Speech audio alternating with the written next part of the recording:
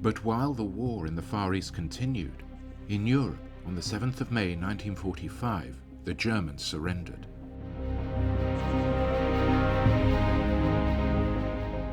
Six years of war finally came to an end.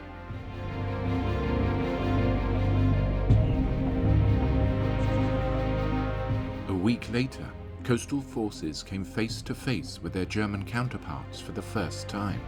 Two German E-boats, S-204 and S-205, rendezvoused 50 miles off the coast of Felixstowe, having set sail from Rotterdam.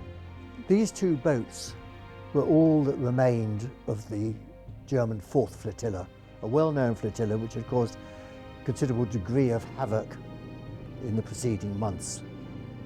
They were two of 8 relatively new boats.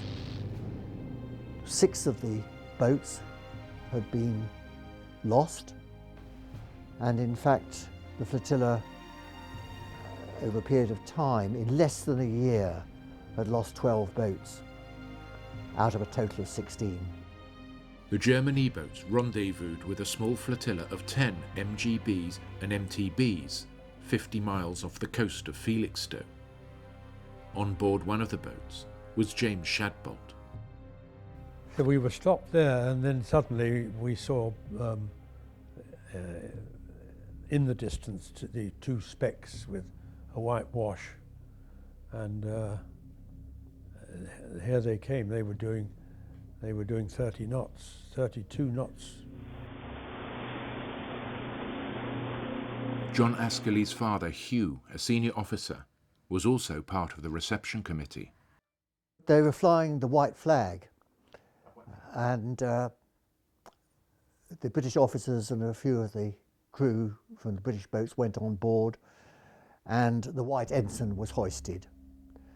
The German admiral, Admiral Browning, who was on board, he was not too pleased about this, and my father said he had the audacity to protest, but he was dealt with fairly quickly.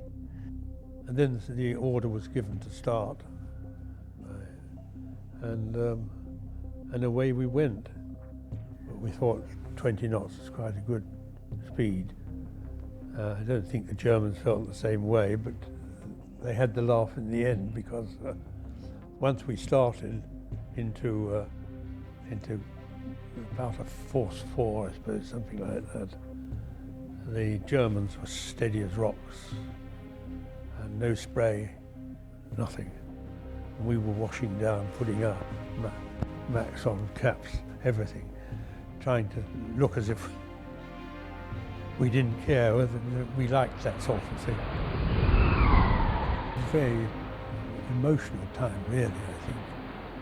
We didn't really have time to take it all in, because I was aware I was doing something that I'd never done before, and we wanted it all to go right, and it wasn't going to be me who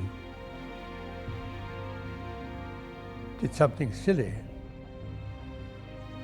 The German boats finally arrived in Felixstowe. The German admiral was under complete misapprehension. He thought he was coming over to hand over the chart showing the German minefields, and that once he'd done that, both he and his fellow officers, which included a senior officer of the 4th, and the boats were going back to, in fact, to Holland, where they'd come from, Den Helder. But of course, he got a bit of a surprise.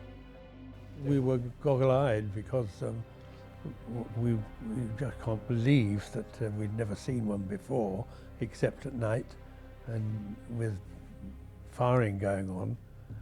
And this was daylight, and I think we were all very impressed by the beautiful way they rode in the water, and we knew that. We knew they were good sea boats. We made them line up, because we always lined up on the foredeck when we were coming in, and they didn't want to do that. They wanted to sort of be, I suppose, lounging about in a nonchalant way, I don't know, but we made them line up,